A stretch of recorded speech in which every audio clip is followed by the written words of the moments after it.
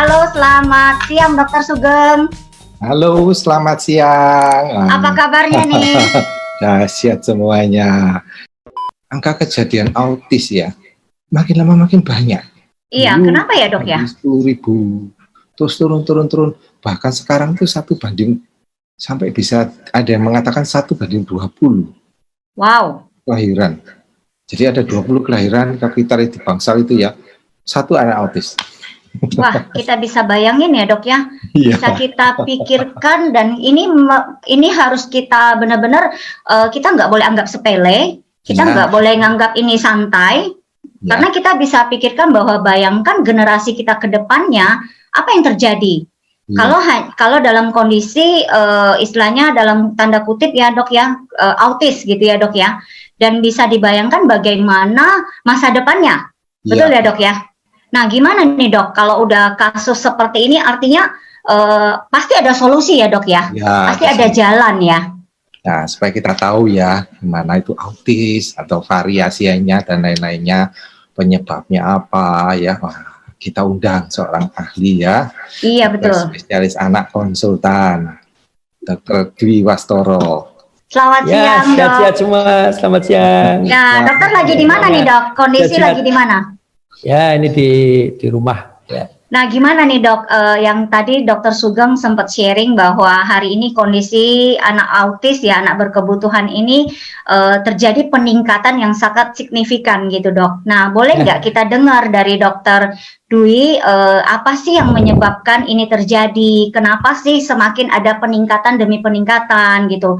Dan bagaimana sih mungkin Dokter Dwi sendiri ada solusi seperti apa buat para ibu-ibu yang mungkin hari ini juga mendengar gitu ya, bahwa dan dia juga memiliki seorang anak yang spesial seperti ADHD atau yang lainnya gitu dok. Silakan dok.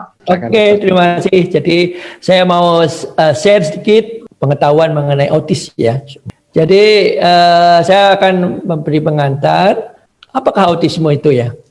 Autisme adalah merupakan gangguan perkembangan ya, yaitu mulai dari awal kehidupan ya, dari sejak lahir yang kompleks ya, biasanya disebabkan karena adanya kerusakan organ ya, sehingga akibatnya akan terjadi gangguan perkembangan dalam bidang komunikasi, kemampuan sosialisasi atau interaksi, kemudian ada perilaku, aktivitas, sensoris, serta akhirnya akan mengganggu belajar anak. Dan biasanya autis bisa diketahui sebelum usia 3 tahun. Juga bervariasi lah antara 2 sampai 5 tahun ya. Dan kita ketahui bahwa autis itu ada spektrumnya. Jadi sebetulnya itu istilahnya ASD, Autism Spectrum Disorder. Jadi sebetulnya ada variasinya dari yang ringan sampai yang berat. Jadi kalau kita ketahui dari WHO itu tahun 2018 yang terakhir, mungkin tadi Pak Sugeng yang paling akhir lagi ya, kira-kira 1/160 anak itu mengalami autis ya. Jadi mengenai penyebabnya, sebetulnya penyebabnya itu sampai sekarang belum diketahui. Tapi ada beberapa faktor risiko yang bisa menyebabkan terjadinya atau timbulnya autis.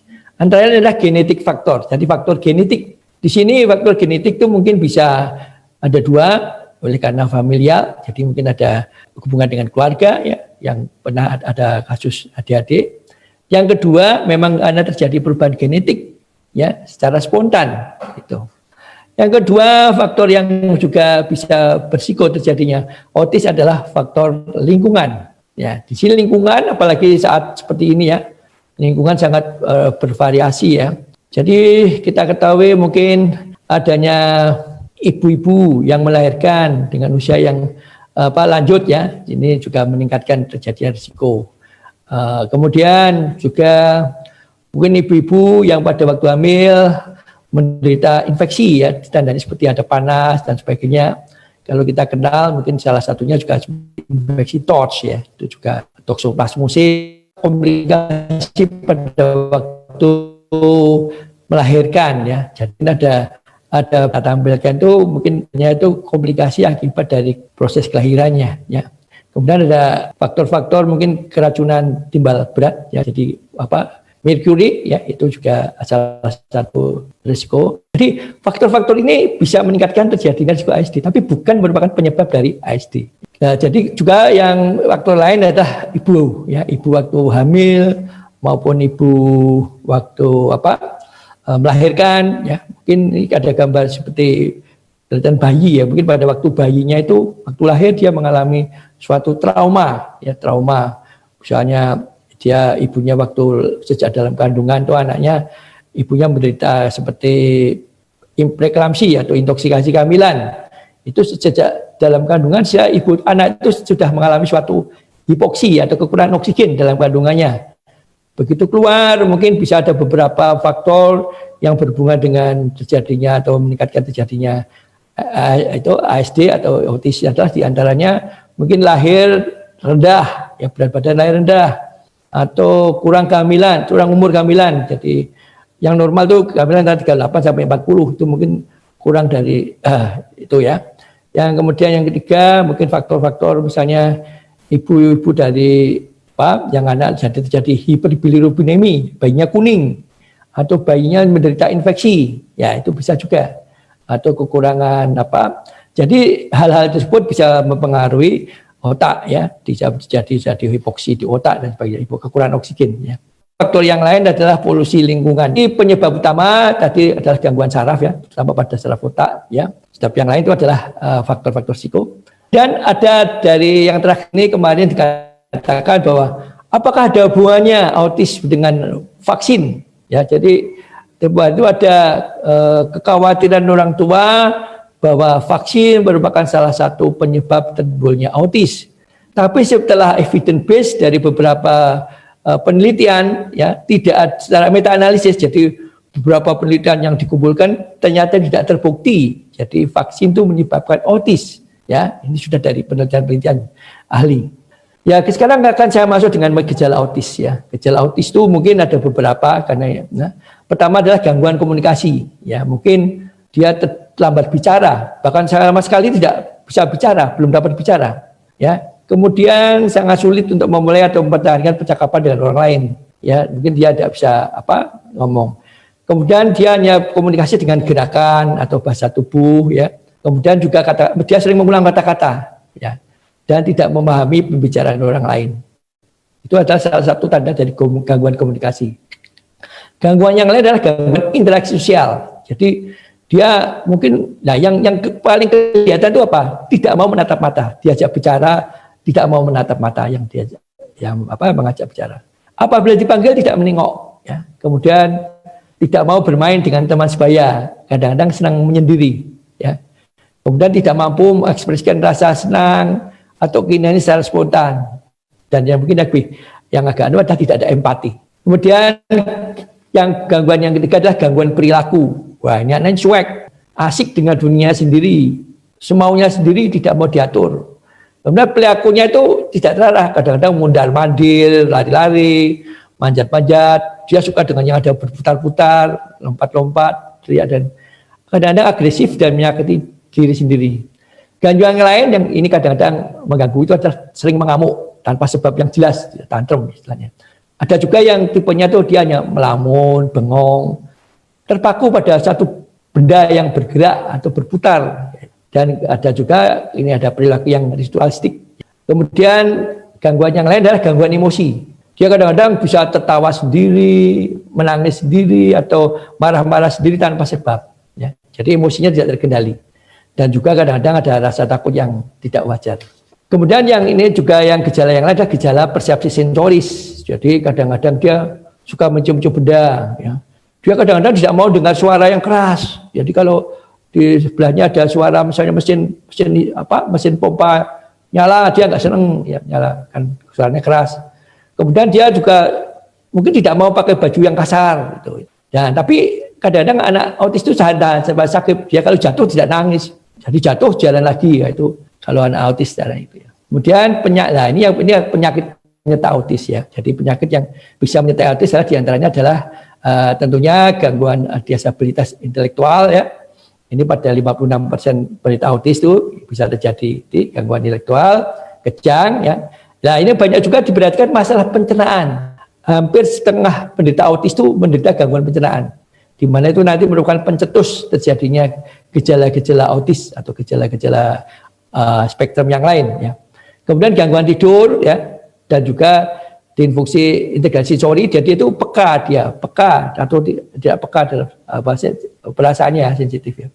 Kemudian kadang-kadang suka masukkan barang ke mulut, itu peka, terutama ada yang lebih kecil ya. Dan yang ini yang spektrum yang banyak di masyarakat adalah gangguan hiperaktivitas atau pemusatan perhatian, atau yang terkenal dengan ADHD, Attention Deficit Hyperactive Disorder, atau gangguan pemusatan perhatian dan hiperaktif. Ini yang banyak kasusnya ya. Gejala ADHD adalah pertama adanya gangguan pemusatan perhatian, jadi intensi ya. Dia suka melamun, tidak perhatian, cuek ya. Sehingga kadang-kadang sering kehilangan barang. Kemudian yang kedua hiperaktif. Ya dia tidak bisa diam, dia lari-lari terus. Kadang-kadang tergesa-gesa, bicaranya berlebih, sulit tidur ya. Kemudian impulsif. Dia kadang-kadang bertindak tanpa dipikir, tidak sabaran. Kalau suruh antri tidak mau antri. Dia mudah terangsang. Itu cara ciri-ciri dari anak ADHD ya. Jadi pada ADHD ini gejalanya ya gangguan pemusatan perhatian dan hiperaktivitas. Sering juga disertai dengan impulsif. Tapi lah di sini bedanya dengan autisme yang pada umumnya tidak ada gangguan yang sangat berarti dalam komunikasi dan interaksi sosial, dan kalaupun ada itu sedikit sekali ya. Jadi kadang-kadang kalau permulaan penderita ADHD itu ada keterlambatan bicara, tapi lama-lama dia akan tidak bisa dengan terapi perilaku bicara bisa boleh normal. Nah, anak dengan ADHD itu biasanya mempunyai perhatian banyak terhadap orang atau lingkungan. Nah ini yang bedakan dengan autisme pada umumnya, tatap matanya bagus. Ya, jadi dia kalau dia akan menatap mata yang mengajak bicara dan sebagainya. Bisa diajak berdialog. Ya, walaupun biasanya tidak terlambat ya, dan bisa berkomunikasi dan bersosialisasi ya. Nah, sekarang tujuan terapi autis pada umumnya itu sebetulnya bagaimana? Apakah bisa sembuh? Ya sebenarnya kita tujuannya adalah membuat anak itu normal seperti anak yang lain ya. Jadi nanti tergantung spektrumnya, berat atau ringannya. Tapi dengan usaha kita, dengan terapi-terapi yang kita akan lakukan itu nanti bisa sembuh. Jadi tujuannya yang penting tadi, sekarang jadi yang penting begini, penanganan autis atau ADHD sebagainya itu harus ditangani secara komprehensif. Ya, komprehensif dia penanganan yang menyeluruh, baik psikolog, baik petugas medis, SI, okupasi dan terapi, dan yang tidak lupa adalah guru. Guru mungkin juga kan kalau anak sudah mulai usia sekolah, kita harus libatkan. Ya, paling enggak dia bagaimana cara menangani anak dengan autis. Kemudian waktu yang penting lagi adalah keluarga. Jadi keluarga di sini juga harus diikut sertakan, karena tidak mungkin kalau dia sudah tidak di ruang lingkungannya, nah itu kan harus keluarga dalamnya berperan ya, apalagi waktu di rumah ya. Kemudian penanganannya pada prinsipnya akan bicarakan yang nomedikomotosa ya. Jadi nomedikomotosa itu mungkin karena kita katakan ada gangguan keterlambatan bicara, mungkin terapi bicara. Kemudian ada gangguan perilaku, terapi okupasi, dan terapi khusus. Terapi khusus dipergunakan untuk mempersiapkan anak pada waktu sebelum masuk sekolah. Ya, di sini ada terapi intervensi awal. Jadi bagaimana supaya anak itu bisa sekolah juga di sekolah-sekolah yang biasa, tidak sekolah yang khusus. Kemudian ada juga psikoterapi ya, memang psikoterapi terapi individual ya, baik dengan tanpa obat ya, sesuai dengan bagaimana ya. Karena kita ketahui sesuai dengan meningkatnya usia itu mungkin akan timbul perasaan cemas dan depresi ya, karena mereka akan menyadari kelainan dan kesukaran dalam membina hubungan dengan orang. Nah ini perlu nanti psikolog ya, dalam ini psikoterapi juga. Nah ini penanganannya penting adalah harus di follow up secara teratur ya, dan sebelumnya mungkin untuk mengetahui itu ada kelainan yang lain harus dilakukan pemeriksaan screening gangguan medis. Apakah ada gangguan tidur, ada gangguan pencernaan, atau gangguan nutrisi. Dan kalau pengobatan medis mungkin ranah dari dokter ya. Ya obat pun tidak semua anak dengan autis atau ADHD itu mendapat obat, tergantung. Jadi hanya misalnya anak-anak dengan gangguan perilaku yang berat, gangguan pemusatan perhatian dan hiperaktivitas, kesulitan tidur, kejang, nah itu baru diberi obat. Nah, jadi yang penting adalah harus kita memantau kemajuan dan efek samping penggunaan obat ya. Dan biasanya obat itu tidak digunakan terus, tapi dihentikan sudah gejalanya itu membaik. Nah, yang penting dalam hal penanganan ini autis dan mungkin ADHD juga adalah penanganan mengenai diet. Ya ini kita ketahui harus prinsipnya adalah yang penting jadi gluten free ya, casein free ya. Jadi penyandang ASD itu yang memiliki kondisi gangguan pencernaan merasakan manfaat dari nutrisi diet dengan kandungan gluten. Jadi sesudah dia diet kasein, gluten itu ternyata penderita PNS ada perbaikan ya. Jadi dan perilaku dari anak ya. Ini adalah beberapa terapi diet pada autisme, mana yang harus dihindari dan mana yang bisa dikonsumsi. Yang harus dihindari adalah bahan makanan yang mengandung gluten. Misalnya terdapat dalam gandum, terigu ya, kecap, roti kue itu ya, jadi yang terbuat dari terigu ya, itu mie, spaghetti, snack jajanan ya. Kemudian bahan makanan mengandung kasein, misalnya dari susu sapi, susu kambing. Kemudian makanan mengandung penyedap rasa, misalnya MSG ya, itu kalau MSG itu kan sudah terkenal ya, bisa menyebabkan anak aktif dan sebagainya. Ya. Yang dihindari adalah jenis-jenis pemanis dan pewarna buatan ya. Kemudian makanan yang diawetkan, misalnya sosis, makanan kaleng, ya, bakso dan sebagainya. Yang lain adalah fast food, soft drink, ya, hati-hati. Kalau buah-buahan itu sifatnya individual, ya, mungkin ada beberapa anak tertentu yang tidak tahan terhadap pisang, apel, anggur, jeruk dan tomat. Jadi ini perlu dites lebih dahulu. Tidak semuanya alergi terhadap itu. Ya. Kemudian semua makanan laut, ya ini teorinya mungkin karena banyak kan ikan keracunan timbal. Nah sekarang apa makanan yang bisa dikonsumsi? Ya itu misalnya karbohidrat, ya. Jadi kalau di sini gini kayak beras merah, ya itu nanti termasuk bisa dikonsumsi jenis sayuran, ya, brokoli, kembangkul dan sebagainya. Kemudian kacang-kacangan, biji-bijian juga bisa, ya, kacang panjang, kacang itu bisa. Kemudian juga protein hewani, misalnya daging sapi, daging ayam kampung, telur bebek, ayam. Nah ini buah-buahan, ya, buah-buahan yang katakan tadi tidak semuanya anak yang ada beberapa anak yang alergi, tapi kebanyakan bisa tidak alergi, ya. Ya, jadi sebagai penutup, jadi kita ketahui bahwa autis merupakan gangguan dalam interaksi sosial, komunikasi dan perilaku. Sedangkan ADHD adalah merupakan salah satu spektrum dari gangguan autis, ya, dengan hiperaktivitas, gangguan penguasaan perhatian dan impulsif. Sehingga yang penting adalah perlu deteksi dini dan tata laksana terpadu penderita autis maupun ADHD. Ya, demikian sedikit sharing saya mengenai autisme pada anak. Terima kasih Dr. Dwi. Wah, cukup jelas ya. Kita tahu autis itu spektrumnya banyak. Penyebabnya itu mulai dari kehamilan ya. Iya, mulai dari kehamilan ya. Ceritakan itu ya. Jadi sejak ada buku yang saya menyebutkan sejak usia 20 hari ada gangguan kehamilan, itu sudah terasa itu. Salah satu buku yang bahas seperti itu. Nah, kita mengundang ya, ini seorang ibu yang ini dahsyat sekali ibu ini ya, perjuangannya dia, di mana dia membuat anaknya yang mempunyai tantangan itu, terus bisa meraih prestasi yang bagus sekali ya, bahkan bisa pidato bahasa Inggris. Ya, luar biasa perkembangannya ya dok ya. Ya, kita undang yuk Ibu Inka. Nah, kita nih mau tanya-tanya nih sama Ibu Inka ya dok ya. Ya. Halo Ibu Inka, apa kabar? Baik, gimana baik? Ya, oke. Mbak Inka kan tadi Dokter Sugeng tadi juga sempat tanya ya bahwa ada anaknya Ibu Inka ini mengalami satu kasus spesial, tapi hari ini luar biasa sekali prestasinya. Boleh nggak kita dengar sharingnya dari Ibu Inka? Jadi gini Bu Rona, Pak Sugeng, saya mau menceritakan dulu awalnya kondisi saya saat kehamilan, karena itu berkaitan kenapa bisa anak saya itu salah satunya penyebab anak saya itu ADHD.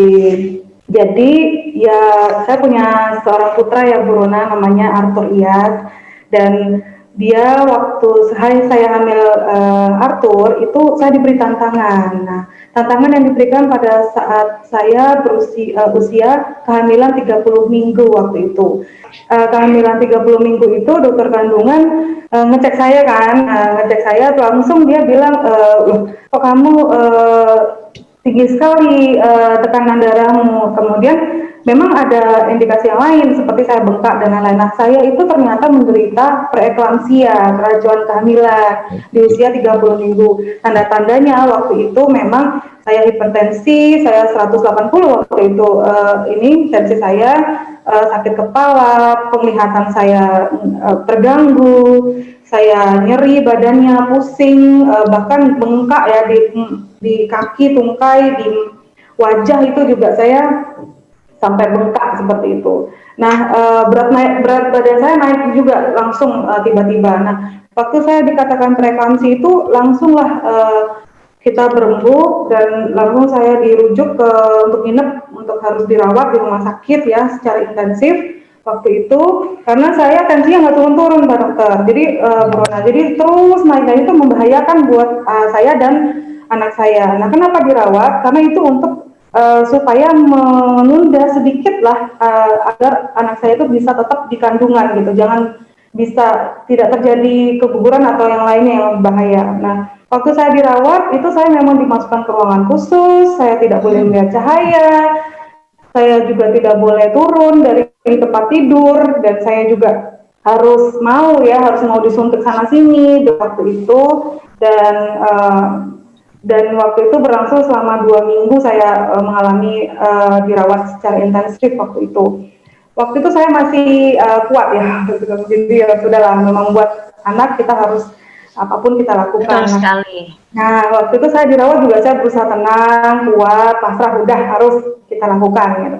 Nah, yang membuat saya juga agak kaget juga tuh tiba-tiba di dokter kandungan datang ke saya, Bu Inka, ini harus segera dilahirkan Bu Inka. Loh, saya bilang tuh, saya usianya masih 32 minggu waktu itu kan. Soalnya kalau ibu nggak melahirkan atau anaknya nggak dilahirkan saat ini, itu resikonya besar dan kalau diteruskan bisa membahayakan ibu dan anak waktu itu. Waduh, saya waktu itu sedikit emosional dan ya udahlah, saya kuatkan diri. Ya nggak apa-apa lah dokter. Waktu jika saya harus melahirkan ya sudah melahirkan, dan memang segera waktu itu langsung dibawa ke ruang operasi dan memang saya harus melahirkan secara sesar, dan waktu itu memang lahirlah Puji Tuhan, Arthur lahir, dan pada saat dia lahir dan memang waktu itu kita lihat dia lahirnya tuh tidak besar gitu, dia lahir dengan 1,7 kilo. Wow. Kecil sekali ya. Ya. Padahal kalau normal tuh kehamilan itu sampai di atas 38 atau 40 minggu ya. Ini 32 minggu. Ya. Dan waktu itu memang aku dalam kondisi yang kecil dan kisut ya, kalau saya bilang tuh kisut. Dan ya saya tapi tetap bersyukur Pak Dokter, Bu Rona, dan kita tetap dirawat waktu itu. Nah, tapi ternyata tantangan juga nggak berhenti di situ. Tantangan yang dialami Arthur ini juga bertambah. Waktu itu dia tidak bisa minum, tidak kuat bahkan membuka mulut untuk minum ASI saya, dan memang saya juga belum siap waktu itu ASInya keluar. Nah, saya juga belum kondisi yang pulih benar. Nah, itu saat itu anak saya tidak minum, tidak makan itu sampai 2 hari atau 3 hari. Nah, itu menyebabkan berat badannya turun lagi menjadi 1,4 waktu itu. Nah, waktu turun lagi. Berarti tidak normal turunnya itu.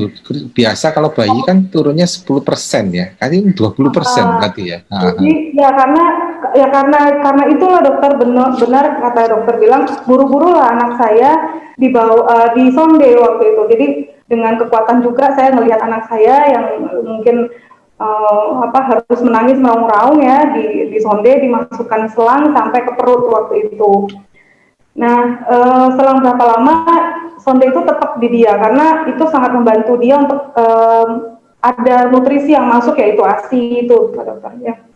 Nah, selang Arthur dalam proses di sonde itu berat badan dia lumayan stabil, akhirnya naik lagi kembali ke 1,7, kemudian naik lagi sedikit demi sedikit. Nah, ternyata itu pun juga nggak selesai gitu. Nah, tantangan yang dialami Arthur lagi adalah dia kena kuning. Masih di rumah sakit loh ya Pak Dokter. Jadi dalam bertubi-tubi Arthur itu memang luar biasa anak itu. Jadi bertubi-tubi dari mulai dia awal sampai dia kena kuning lagi. Nah, kena kuning itu dia juga harus di sinar biru. Nah, ya sampailah dia di sinar sampai kita sebulan waktu itu untuk memulihkan Arthur, dia agak bisa stabil ya, dan waktu itu dia cuma bisa menyampai 1,9 kilo waktu itu. Tapi ya dokter bilang ya udah nggak apa-apa Bu, kita bawa pulang. Akhirnya kita membawa pulang Arthur dalam kondisi yang memang dia sudah agak stabil, tapi masih kurang dari 2 kilo, waktu itu masih 1,9 lebih lah waktu itu. Nah, mungkin ada tanggapan dari dokter Dwi mungkin ya. Dokter Dwi mungkin juga ikut memonitor ya waktu itu. Jadi kalau melihat dari perjalanan ya saudara Inka Isra tadi sejak dalam hamil pada waktu kehamilan, dia menderita suatu preeklamsi, jadi istilahnya keracunan kehamilan bahasa awamnya, ya intosikasi, di mana ditandai dengan adanya tensi yang meningkat, kemudian terjadinya bengkak-bengkak, terjadinya proteinuri, jadi adanya protein dalam urin dan sebagainya. Di samping itu biasanya pada penderita dengan preeklamsi terjadi suatu gangguan sirkulasi oksigen ya dari plasenta ya kepada ibunya. Jadi secara tidak langsung anak tersebut sejak dalam kandungan sudah mengalami gangguan hipoksi, kekurangan oksigen. Jadi suatu trauma juga. Begitu lahir dia dilahirkan dengan seksosaria. Yang kemudian yang kedua pada waktu itu ada trauma lagi, anaknya lahirnya beratnya rendah, cuma 1,7 ya atau prematur ya, dia hanya berapa minggu kehamilan. Kemudian di dalam perjalanannya anaknya mengalami suatu tanda-tanda karena infeksi neonates. Jadi anaknya nggak mau minum, malas minum, sampai terjadi kuning. Itu sebetulnya merupakan tanda-tanda infeksi neonates. Ya, di samping dan yang terakhir sampai terjadi suatu keadaan hipoglikemi. Glukosanya lah ini hipoglikemi itu sebetulnya sangat bahaya di otaknya. Jadi sebetulnya secara nggak langsung sejak dalam kandungan sampai lahir si Arthur itu sudah mengalami suatu trauma. Ya, jadi yang trauma yang bertubi-tubi dan itu merupakan dampaknya aja tentunya adanya gangguan otak sejak lahir, akhirnya akan terjadi gangguan tadi berupa gangguan perkembangan. Ya. Mungkin kalau manifestasinya nanti mungkin akan diterangkan sama Isra, mungkin gejala-gejala yang terjadi berikutnya apa? Ya itu mungkin bisa dilanjutkan. Mungkin ya, mungkin ya dulu. Ya, makasih Dok ya. Mungkin ya perjuangannya ya maksudnya dahsyat sekali ya Pak Isra ya. Mungkin bisa ceritakan lagi gimana itu prosesnya. Kan tadi kan di rumah sakit. Nanti setelah pulang di rumah itu gimana lagi? Iya dokter. Jadi memang kembali ke rumah itu saya kan anak pertama ya. Kita anak pertama banyak belajar lah ya, belum tahu lah bagaimana harus menangani, apalagi anaknya juga spesial gitu kan, apalagi berbeda gitu. Nah waktu itu saya tidak melihat secara jelas dulu gitu pada saat awal-awal dia berusia bayi. Tetapi itu saya menyadari anak saya berbeda itu saat usia 2-3 tahun waktu itu dokter. Jadi memang waktu itu anak saya kok berbeda ya, dia belum bisa ngomong, dia juga belum bisa berinteraksi dengan baik, dia cenderung lebih aktif. Nah akhirnya saya flashback ke belakang dokter. Ya betul, ternyata waktu saya flashback, anak saya itu memang sering muntah waktu itu, kemudian dia juga aktif sekali, loncat-loncat, tidak mau diam, suka lari, dan dia tidak merangkak ya dokter, dan dia kalau jalan itu jinjit gitu. Dia juga sering ngulet, dan dia tuh kalau jalan itu suka nabrak ke kulkas, nabrak ke lemari, nabrak ke pokoknya apa aja dia saut gitu, kadang-kadang menjatuhkan TV gitu. Nah dia juga tidak mau kalau dipanggil tuh dia cuek gitu, nggak mau ngelihat, atau dia masih dengan dunianya dia dan tidak mau mengikuti mata saya waktu itu. Jadi ketika saya bicara dia nggak mengikuti mata kita gitu. Dia juga belum bisa bicara, dia sering jerit-jerit, dia teriak-teriak, dan terus terang ini membuat saya panik kan dokter. Jadi waktu sampai saya umur 3 tahun itu yang dia sampai belum bisa jalan dengan baik ya, saya memeriksakan Arthur ke dokter anak dan khusus tumbuh kembang. Lalu di sini saya dijelaskan akhirnya, oh iya ibu, anak ibu saat ini memang yang kami temukan adalah dia menderita ADHD dan memang harus melakukan serangkaian terapi dan diet waktu itu.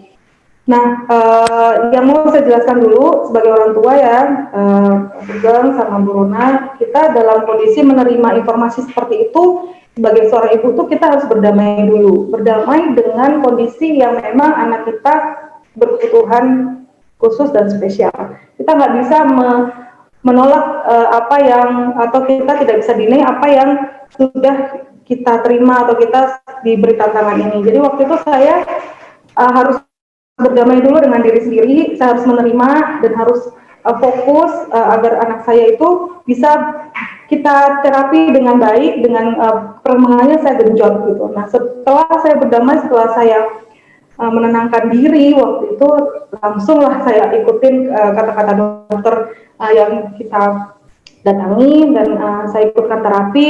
Itu terapi juga banyak ya Pak Dokter, saya ikutin terapi perilaku, saya ikutin terapi bicara waktu itu, saya juga ikutin okupasi ya, agar anak saya itu inilah, saya berusaha agar dia apa ya, survive lah gitulah ya, maksud saya itu saya pengen dia baik lah gitu.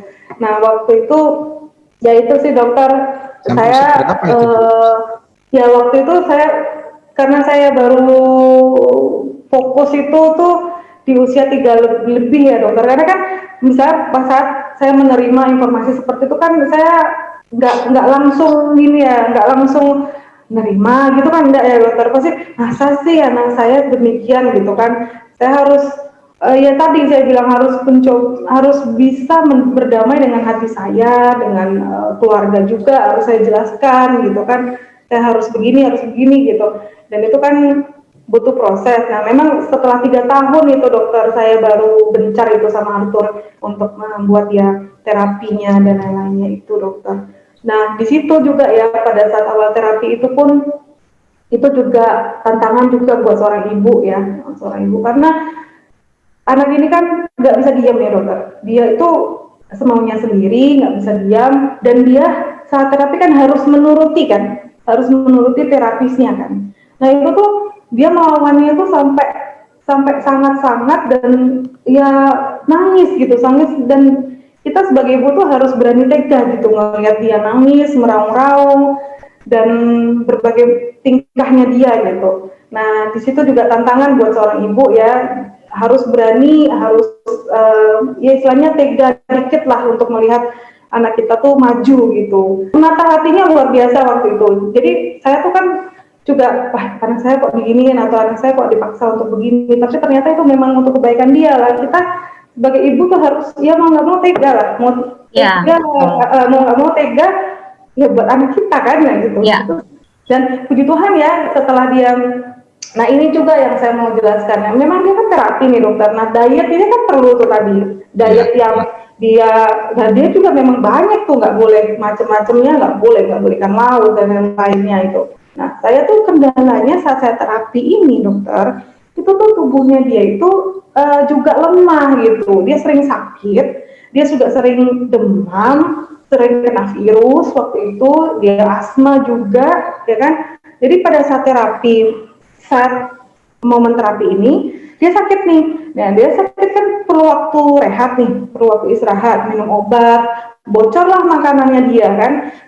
Ininya dia juga nggak baik lagi lah kondisinya dia, dengan obat dan lain-lain, antibiotiknya ya kan, dengan obat-obat yang dia minum untuk agar dia sembuh. Nah pada saat dia kembali terapi setelah sakit, itu tuh nggak baik gitu dokter. Terapisnya tuh sampai ngomong, saya ibu ini anak ibu kok kembali turun lagi ya bu, kembali ke nol lagi nih kita terapinya gitu lah. Nah itulah tantangan terbesar saya waktu atau terapi dokter. Jadi berkali-kali Arthur itu saya terapi, jatuh lagi pada saat dia sakit, ya saya terapi lagi, mulai lagi dari start awal, di pushnya luar biasa lagi untuk mencapai titik yang sebelumnya ya. Jadi misalnya dia sudah bisa 2 kata, kemudian dia pada saat terapi sakit balik dia blank lagi, nggak bisa merangkai kata, kemudian kita udah berhasil bisa mencapai 3 kata, merangkai kata dan lain-lain, ternyata blank lagi pada saat sakit. Itu yang saya tuh tantangannya luar biasa di situ gitu dokter. Dan kita juga waktu diet kan, waktu kita misalnya menata makanan anak-anak itu kan nggak selalu berhasil juga ya. Jadi Iya. pada saat berhasil ya bagus gitu perkembangannya. Tapi saat dia nggak berhasil atau dia contohnya sakit tadi, ya udah saya juga terima lagi kalau dia bertingkah dan kembali tidak pulih yang seperti yang sudah diterapi itu, dokter. Ya, mungkin gini, ya. Iya, enggak apa-apa sih, terus saja. Ya gini, kan tadi ya Ibu Inka kan tadi sempat sharing ya bahwa anaknya juga dilakukan diet, dilakukan terapi dan lain sebagainya ya Ibu Inka ya. Nah saya mungkin mau tanya nih dengan Dokter Dwi nih, kalau seandai kata di kondisi anak yang berkebutuhan ini nih, kan tadi Dokter Dwi juga menjelaskan tentang ada pola-pola diet yang harus dilakukan, ya kan? Nah kebanyakan kan orang tua ini kan kadang-kadang dia nggak tega gitu loh. Kadang ada misalnya dia punya 2 anak gitu dok, yang satu dikasih makan, yang satu karena harus berkebutuhan khusus ini harus di diet lah pola makannya. Nah tapi ternyata yang terjadi adalah nggak dilakukan gitu dok, karena nggak tega, karena aduh kasihan loh dia nggak makan gini, karena harusnya kan tadi dokter jelaskan itu banyak yang hal-hal yang harus di diet. Nah itu gimana ya dok? Pada saat orang tua itu nggak istilahnya nggak melakukan pola diet itu, apa dampaknya ke anak-anak ini gitu dok? Ya, saya katakan bisa jelaskan ya, Dokter Dwi soalnya juga mau monitor si Arthur juga. Jadi begini, memang disinilah jadi peran orang tua dalam ini harus betul-betul juga mengeterapkan apa yang diadviskan atau oleh dokter maupun terapis yang lain. Karena jangan sampai hal-hal yang harusnya dilanggar, nggak boleh dilanggar. Karena seperti mungkin kasusnya Arthur tadi, habis itu dia sakit-sakitan pada waktu, karena memang waktu itu umurnya kalau nggak salah masih di bawah 5 tahun ya, masa kesakitan, mudah kena asma dan sebagainya. Nah kemudian jadi kalau kita lihat, ini mungkin kadang-kadang pengaturan dietnya itu belum disiplin. Artinya masih ada yang kadang-kadang dilanggar. Ya itulah, jadi kadang-kadang timbul gejala seperti beraktivitas dan sebagainya. Ya memang gitu ya, harus orang tua sendiri juga harus tega, karena kita tujuannya untuk kebaikan anak. Ya, jadi maka saya katakan peran orang tua itu betul harus ini membantu di dalam penanganan anak ini secara komprehensif. Ya, jadi termasuk tadi mana yang dihindari itu ya juga betul-betul harus dihindari, jangan dipantang, kan nggak ada gunanya, ya. Itu karena saya katakan tadi secara nggak langsung, misalnya apalagi ada lagi misalnya ada faktor gangguan pencernaan. Kalau nggak salah tadi Arthur sejak awal ada gangguan pencernaan, ya itu sudah kelihatan berarti ada suatu alergi tertentu, makanan tertentu dia. Nah, itu tentunya hal-hal yang tadi sudah saya terangkan harus betul-betul dilaksanakan. Karena kalau itu nggak dianukan lagi ya akan kembali sejak awal. Ya. Tapi mungkin nanti ada apa yang dilakukan oleh Esra pada waktu untuk penanganan anaknya selanjutnya. Jadi intinya dok harus tega ya dok. Apalagi ini kan untuk kedepannya masa depan anak ya dok, benar ya? Betul, iya betul. Ya memang kadang-kadang orang nggak tegel ya, istilahnya nggak tega. Masa ada anak 2, satunya berbeda, makanya nggak boleh. Tapi gimana untuk kebaikan anak? Iya, betul. Iya. Oke. Nah, gimana? Ya, silakan Dokter Sugeng. Ya, mungkin Mbak Esra akan menceritakan lagi gimana perjuangannya dia ya. Mungkin ada hal-hal yang bisa didapatkan ya. Mungkin bisa sharing ke kita secara titik poin yang dia langsung bisa membuat Arthur itu bisa melejit kembali ke anak-anak yang normal ya. Iya, mungkin Tuhan deh, waktu itu saya memang yang namanya anak itu kan kita betul harus tega, tapi kelemahan seorang ibu itu memang naik turun teganya ya, naik turun. Jadi kadang-kadang saya bisa tega, kadang-kadang ya harus manusiawi ya dokter. Nah pada situ saya tertolong banget ini dokter, beneran waktu itu sejak usia dia 6 tahunan. Nah saya dibantu sama anak saya minumkan Alfameta waktu itu pertama kali saya dikenalkan dengan Alfameta ini oleh ibu mertua saya. Nah beliau itu terima kasih saya ucapkan ya, beliau sudah mencari sampai mengenalkan Alfameta ini. dan Alfameta ini membantu Arthur itu melesat banget, dia bisa tumbuh tanpa ada sakit ya, tanpa ada, kuat lah pokoknya, dia bisa tumbuh dengan baik, lancar. Ya, dia terasnya lancar. Nah, setelah saya melihat itu, saya tambahkan lagi dokter dengan Alphaspin waktu itu. Jadi Alphaspin ini jadi seperti kayak kerjasama lah dengan Alfameta itu. Jadi saya pun menjadi lebih lega, dan waktu itu dilema saya di usia 6 tahun itu ya dokter, saya ingat banget itu, sanggup nggak anak saya itu masuk ke sekolah umum, maksudnya sekolah biasa, tidak sekolah yang anak khusus gitu. Ya, jadi saya pengen anak saya itu pokoknya masuk umum. Dan waktu saya diskusi dengan terapi juga, ini bisa Bu, asal Ibu jaga ini Arthur ini gitu. Nah, udah saya fokus nih waktu itu, saya fokus dengan Alfameta, saya kasih center juga ke Arthur, pakai kuantum juga waktu itu. Saya percaya diri, saya optimis, dan puji Tuhan juga waktu itu Arthur majunya melesat, tidak sakit-sakitan, progresnya oke. Nah, dia juga malah bisa masuk dokter, bisa masuk ke sekolah yang memang kita suka waktu itu untuk dia masuk. Dan lebih hebatnya lagi, dia masuk itu dengan jalur prestasi dokter. Saya sampai, wah, dahsyat biasa ya, saya bilang wow, ini memang. Dan itu tuh di masa dimana saya genting-gentingnya kan, saya tuh gentingnya tuh di usia 6 tahun sampai ke 7 tahun, yang dimana saya bingung waktu itu mau bagaimana nih Arthur ke depan. Kan itu masuk sekolah kan harus ya, nggak mungkin anak kita nggak kita arahkan ke sekolah, walaupun sekarang sudah banyak ada sekolah di rumah ya, tapi saya tetap mau anak saya bergaul, menikmati pergaulan dengan teman-temannya, diterima oleh masyarakat, kamu sama Alfameta, sama Alphaspin, pokoknya terima kasih lah pokoknya sama proses saya. Tadi kan dengar nih dok, Ibu Indra kan sempat sharing tentang Alfameta dan Alphaspin. ya. Nah, boleh nggak ya dok dijelasin tentang Alfameta dan Alphaspin itu dok? Boleh. Ini saya searching di internet ya, saya cari-cari kandungannya Alfameta itu apa ya. Mungkin slide saya bisa ditampilkan ya. Kita akan melihat ya kondisi otak ya. Kondisi otak itu yang ini ya, pada clinical study ya, kondisi yang normal yang pada nomor 1 ya, itu ini sel saraf ya, ada hubungan koneksitas dengan sel saraf yang lainnya, jadi saling berhubungan antara neuron saraf-sarafnya itu. Nah, karena faktor glutamat ya, glutamat itu MSG ya, kita lihat itu, ya kan, yang kita lihat panah-panah merah itu sudah mulai jarang-jarang kelihatan, lebih jarang kan koneksitasnya itu. Koneksitas dari saraf-saraf otaknya itu. Nah, setelah ada itu ya, singkatan dari PSP ya, polisakarida peptida yang meneliti ini ya. Jadi diberikan istilahnya sampai ya, ini dosisnya kecil, ini kecil sekali ya, ada di masyarakat ini. Hasilnya tidak sebagus yang kontrol, lihat itu. Nah, setelah dosisnya dinaikkan nih, ini polisakarida peptidanya jadi hampir mendekati 10 mg ya.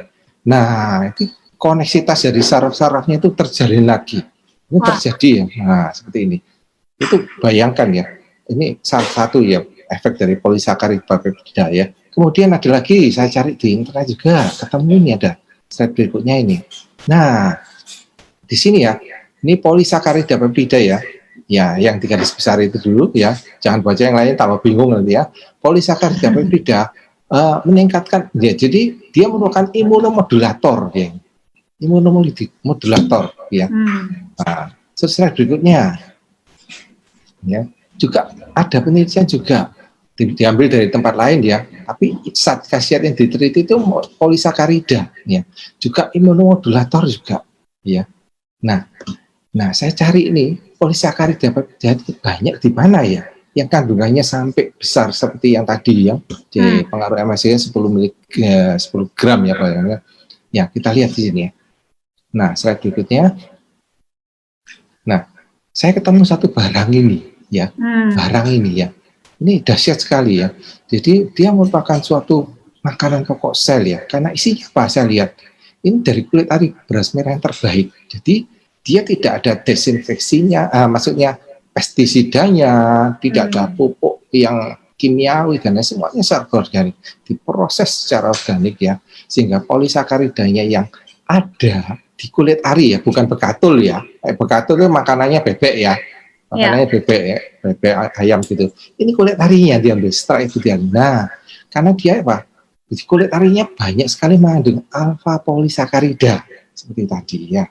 Terus kita lihat lagi ya.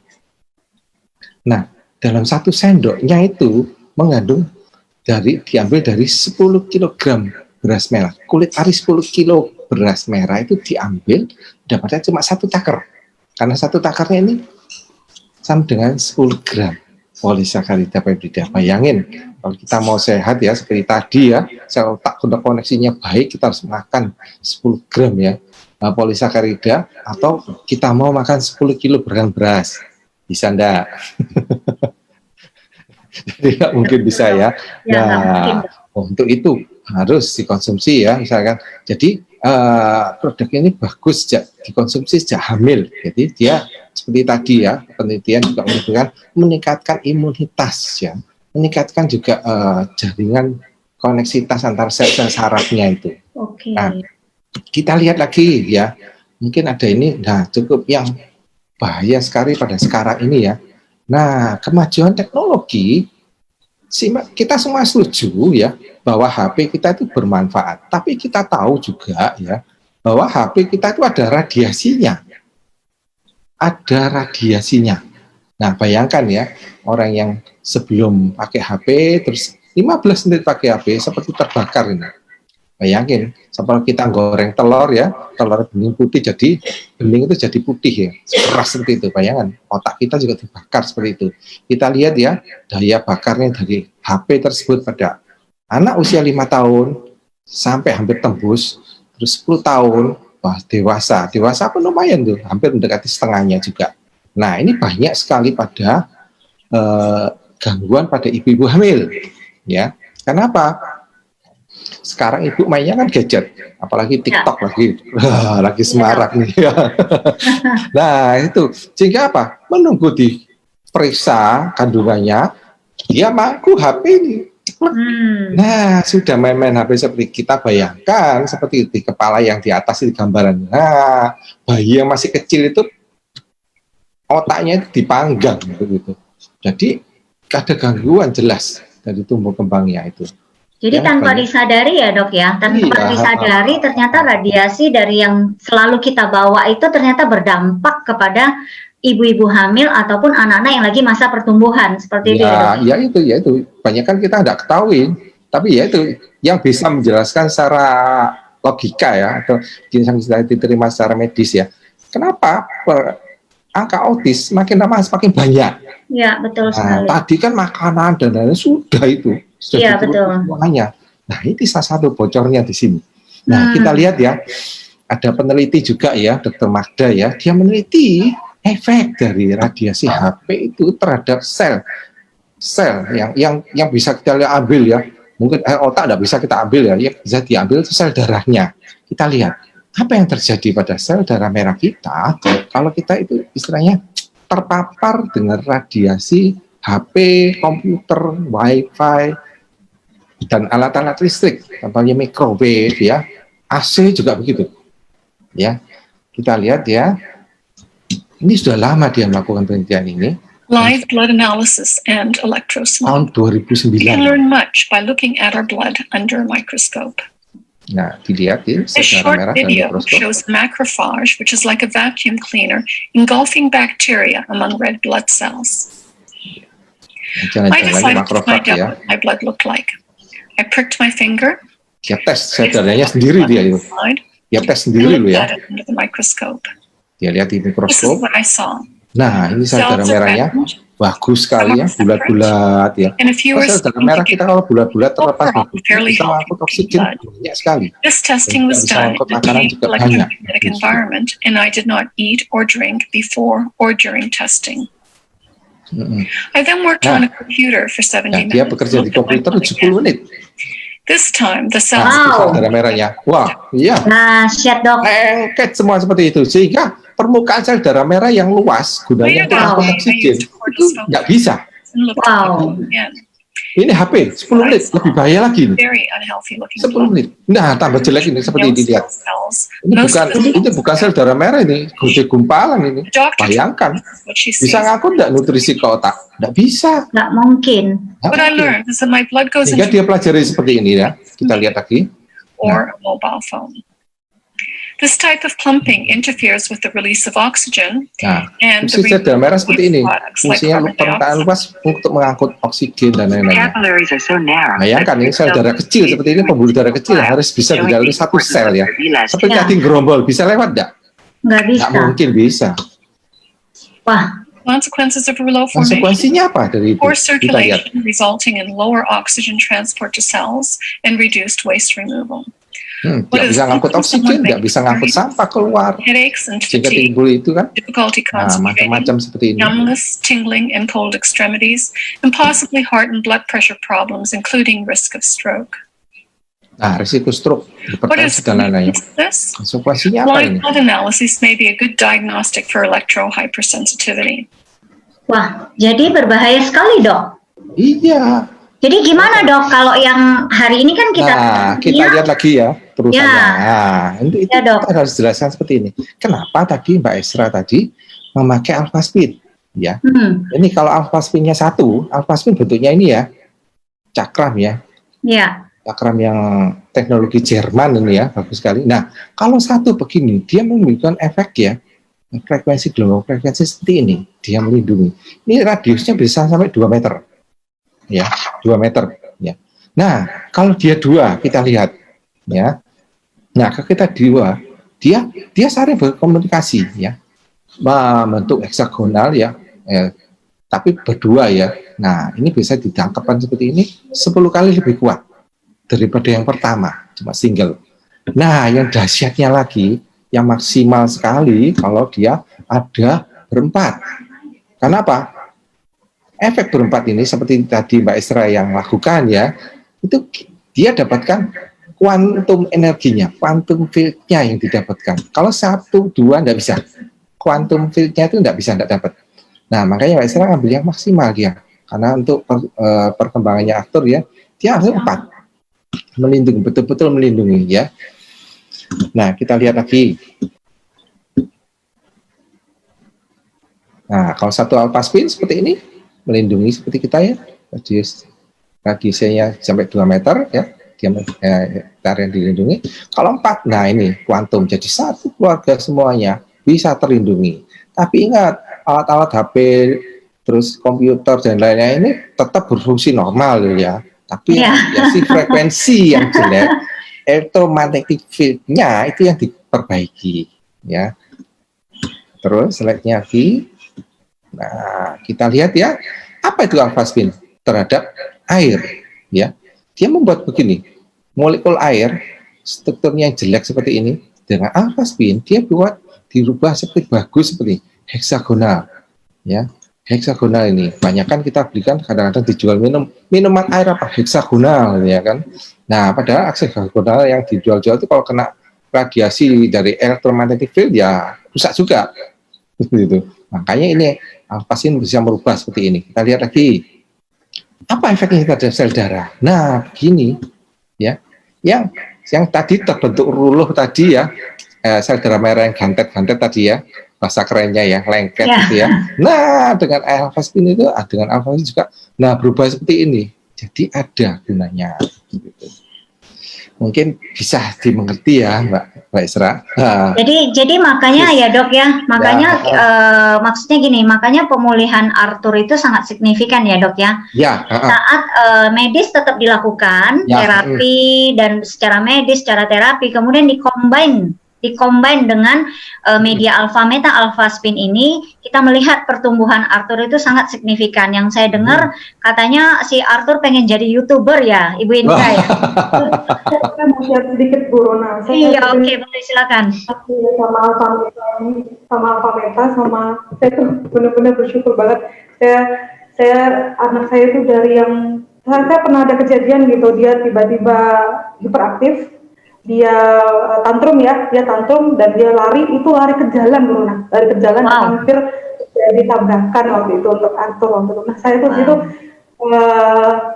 dari kejadian itu sampai dia bisa seperti sekarang ini dan dibantu dengan pemulihan dengan support yang dengan badannya kuat dan kuantum tadi, dan sekarang dia bisa mengikuti pelajaran sampai sekarang udah kelas 3, Bruna. Itu saya amazing lah, benar-benar saya terbantu lah untuk pemulihan dan pertumbuhan anak saya ini gitu. Dia saya ingat banget dulu sampai saya takut ya dia hilang ya, Bruna. Saya kalungkan itu ini, Bruna, sempitan kalau di lapangan bola itu kan sempit ya, Bruna. Iya, betul. Saking dia nggak bisa diamnya, itu kan saya bawa kemana-mana tuh saya kalungkan sempit itu ke ininya, kalau andai kata dia hilang dia harus hilang, itu gitu. Ya, itu saking saya bingungnya megang dia waktu itu. Nah bayangkan dengan kondisi hiperaktif seperti itu sampai dia sekarang bisa pulih pelan-pelan dan akhirnya puji Tuhan bisa seperti mengikuti sekarang ini gitu, Bu Rona. Hebat benar. Ya, luar biasa sekali ya. Bahkan juga saya dengar-dengar sih Arthur di sekolahnya juga sangat berprestasi ya, Ibu Inka ya. Bisa kita bayangin ya, kebanyakan mungkin kita berpikir bahwa pada saat anak kita mengalami satu challenge, kita pikir itu anak saya sudah hilang deh masa depannya, betul ya? Tapi ternyata sebenarnya pada saat kita mau berjuang, pada saat kita mau mencari cara, sebenarnya kesembuhan itu ada gitu. Ya. Yang penting satu, di mana kita memang harus konsisten ya, dan kemudian juga tadi Dokter Dwi katakan juga memang kita harus tega gitu. Tapi teganya kita adalah untuk demi kesembuhan anak kita seperti itu. Nah, boleh nggak nih kita lihat nih gimana nih perkembangan Arthur? Yang saya dengar sih luar biasa sekali. Hari ini juga udah bisa pidato. Kita bisa bayangin ya, dari anak yang berkebutuhan khusus tidak bisa bicara, tapi hari ini bisa berpidato dalam bahasa Inggris. Wah, itu luar biasa sekali. Ya, bisa kita lihat nih videonya gimana Arthur dalam pidato bahasa Inggrisnya. YouTuber ya. Foto dulu ya, lihat fotonya perkembangannya. Ini mungkin Mbak Esra bisa ceritain itu. Bayangkan 2010 ya, 1,7 kilo.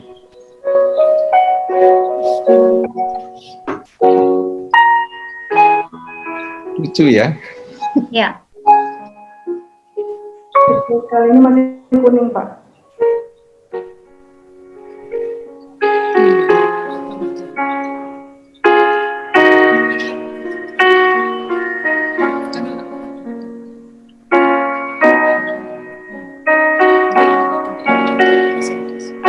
Bisa diem ya. Jalannya jinjit ini ya. Ini dia fokus pada satu yang bersinar.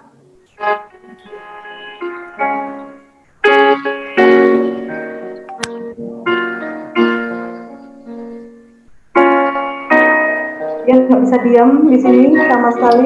Ini saya berusaha ambil yang ini coba dia interaktif di mobil.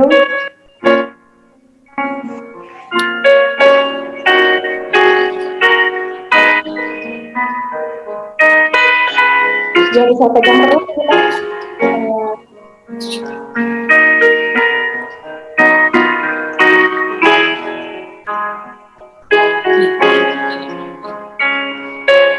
Ah, 2017 ya, udah pakai Alphaspin Meta ini ya.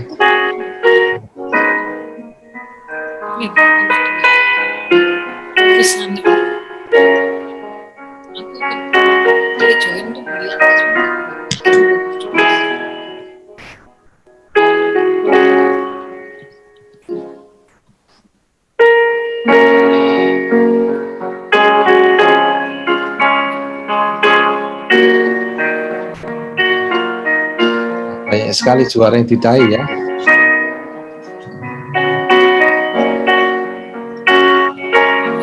Waduh, juara pertama nih. Nah di sini dia sudah mulai tenang banget itu progresnya bisa menjadi di sini, Pak. Di sinilah dia. 2018 ya. Ini langsung juara loh, Pak. Oh, dahsyat ya. Itu saya piala dan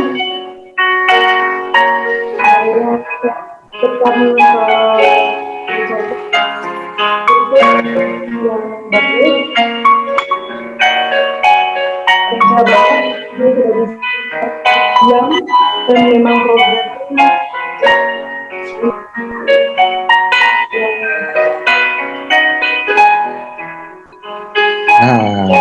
kita lihat ya.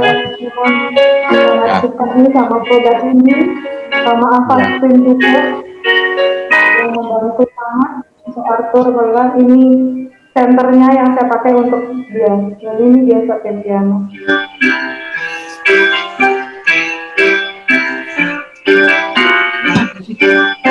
Iya. Wah, saya aja nggak bisa main piano ini.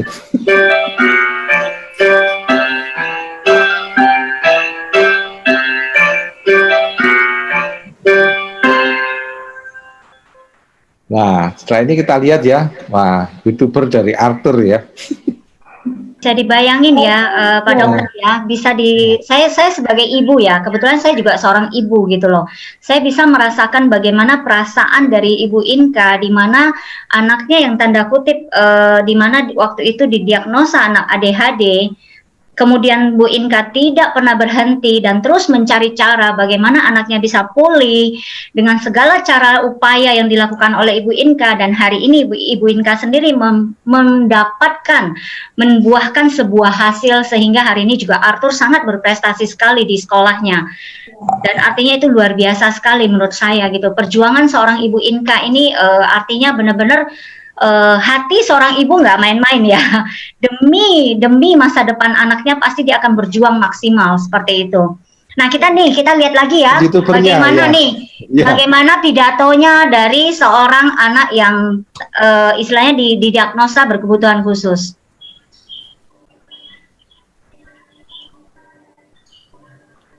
My fun and useful activity during school from home. Hello my friends, hello teachers, my name is Arthur. I am a student of USKI Guatemala. I am third grade. How are you today? I'm fine too. I hope my friends and my teachers keep healthy. Since Indonesia has COVID-19 pandemic, my school had to suspend learning activities at school. Me and my friends are now learning at home with e-learning method. During school from home, I use my time for fun and useful activity. I learned something new also. My fun and useful activity during school from home are 1. Morning exercise with my sister. Listen to the video. We often open YouTube and search in workout for kids. It makes our body fresh and healthier.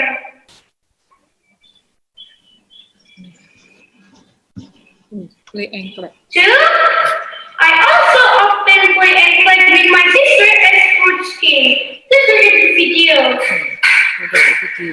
We jump from one bus to another bus only one step, making us both exercise and play.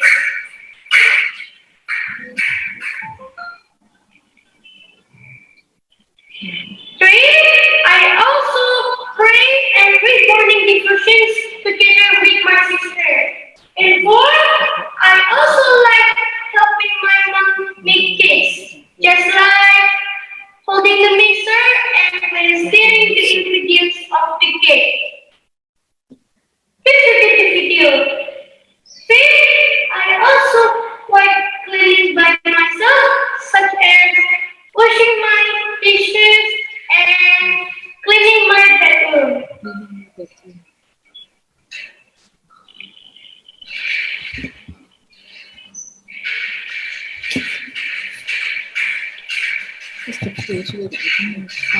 Wah, senang sekali punya ini. I also play piano so that I can become more skilled in the play piano.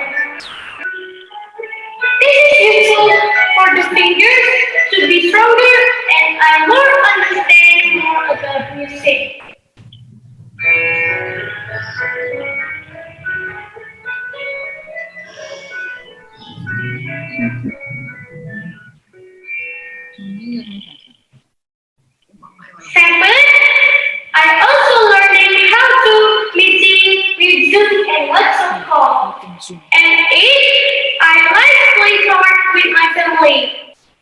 I really like it when my mom and my dad didn't succeed collecting cards they wanted. That means I won. Yes, yes, yes!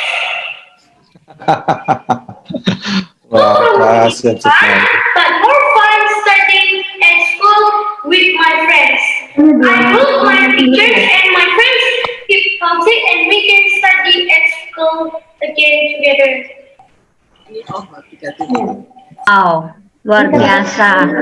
Iya, itu kata-katanya dia rangkai itu, dia rangkai. Oh, dia rangkai sendiri. Iya, jadi kan itu memang tugas sekolah ya, tugas sekolah. Jadi kan namanya tugas sekolah, saya hanya membantu background lah. Tapi dia yang mengkreasikan, dia yang gaya itu dari dia gitu. Terus dia yang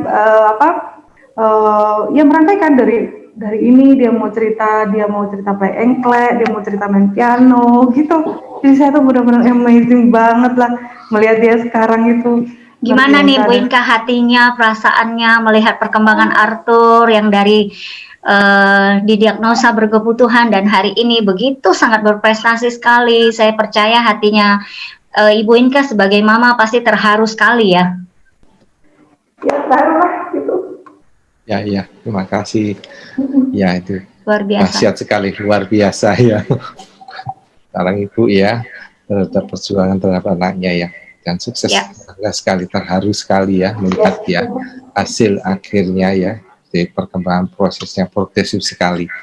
Saya juga ikut terharu Pak Dokter karena saya juga seorang ibu, saya merasakan bagaimana perjuangan Ibu Inka. Saya juga sangat terharu. Jadi artinya tidak ada yang namanya solusi, pasti selalu ada solusi, pasti ada selalu jalan di mana kita mau berusaha untuk demi kesembuhan anak-anak kita. Betul ya Pak Dokter ya? Ya, betul sekali. Ya, mungkin karena kita sudah mau memasuki sesi akhir, Ya. boleh nggak kita minta dari dokter tentang kesimpulannya gitu loh, apa sih yang harus dilakukan sebelum masa kehamilan dan apa sih supaya berusaha bagaimana caranya kita menghindari gitu loh, seperti itu. Mungkin ada pesan dan pesannya Pak Dokter. Ya, terima kasih. Jadi memang kita ketahui bahwa kasus autis makin tahun makin meningkat ya. Kita ketahui dari tadi beberapa faktor risiko yang bisa menyebabkan terjadinya atau meningkatnya kasus-kasus autis ya. Di antaranya adalah tadi faktor ya memang genetik ya, genetik ataupun faktor lingkungan. Jadi faktor lingkungan itu sangat berpengaruh. Jadi mungkin nanti untuk ibu-ibu yang sedang hamil, jadi harus mempersiapkan kehamilan dengan sebaik-baiknya ya. Jadi misalnya pemeriksaan kesehatan secara teratur, menghindari misalnya pemakaian zat-zat yang mengandung sinar radioaktif dan sebagainya. Juga kalau bisa jangan merokok, jangan minum alkohol, dan menghindari juga menjaga kesehatannya supaya tidak mudah kena penyakit infeksi dan sebagainya. Dan yang penting pada waktu kehamilan diharapkan nanti dengan kehamilan yang pemeriksaan secara teratur dan sebagainya akan bisa melahirkan dalam kondisi yang sesuai dengan term, jadi sesuai dengan umur kehamilan dan menghasilkan bayi yang sehat ya, sehingga tidak jadi trauma baik waktu dalam kandungan maupun waktu melahirkan. Dan karena itu di samping nanti juga di dalam faktor keluarga itu sendiri. Jadi mungkin interaksi antara anak dengan ibu atau keluarga dijaga sebaik-baiknya. Saya kira itu sedikit mengenai kesehatan yang berhubungan dengan autis. Terima kasih. Ya, kalau saya Mbak Sisrona ya, seperti tadi ya slide yang dari luar itu ya, ada yang meningkatkan polisakarida, bisa meningkatkan koneksitas antara sesar otak itu sehingga dia terjaga meskipun kena MSG tadi ya, salah satu penyebab autis ya. Terus kemudian imunomodulator polisakarida juga meningkatkan imunomodulator ya, sehingga kemudian ya dengan itu siang mungkin ada gangguan pencernaan waktu hamil, terus sering sakit-sakitan dari ibunya maupun dari bayinya, itu bisa mengkonsumsi tersebut. Jadi sebaiknya dikonsumsi pada saat ibu itu hamil, mempersiapkan ya, supaya kita siapkan generasi berikutnya jangan sampai kena autis ya. Terus kemudian untuk kemajuan teknologi itu ya, nah HP seperti itu, nah harus disiapkan pelindungnya, jangan sampai HP itu ya manfaatnya kita dapat, mudaratnya atau efek samping jeleknya itu kita terima juga seperti itu. Nah untuk itu ya dari Jerman menyediakan alat device khusus yang bentuknya seperti cakram yang canggih itu, Alphaspin. Jadi kalau sudah menghadapi seperti itu, gaji genetik dan lainnya sudah ada resiko seperti itu, sebaiknya sudah jangan gambling deh, sudah gunakan dua itu aja. Daripada nanti seperti itu, perjuangannya itu loh, spot jantungnya dulu yang itu, ya. Mungkin dari saya seperti itu aja, Sis Rona. Selalu ada kesempatan, bahwa selalu ada solusi, bahwa selalu ada mukjizat, miracle yang Tuhan berikan buat kita. Saya mau sharing juga, kita kalau dapat informasi ke waktu tuh saya juga itu harus buka hati Bu Rona. Kita harus bagaimana caranya membuka kesempatan atau informasi apapun yang untuk berguna untuk anak, kita harus langsung segerakan gitu Bu Rona. Dan jangan sampai kita tidak berusaha maksimal mungkin untuk anak kita gitu. Betul sekali, ya. Terima kasih buat Dokter Dwi memberikan informasi yang sangat luar biasa buat kami yang para ibu yang tanda kutip ya tidak paham tentang kondisi ya. Nah terima kasih buat Dokter Sugeng, terima kasih buat kita buat sharingnya, sangat menginspirasi sekali. Mungkin itu aja, sampai jumpa. Sampai jumpa, yuk, makasih semuanya.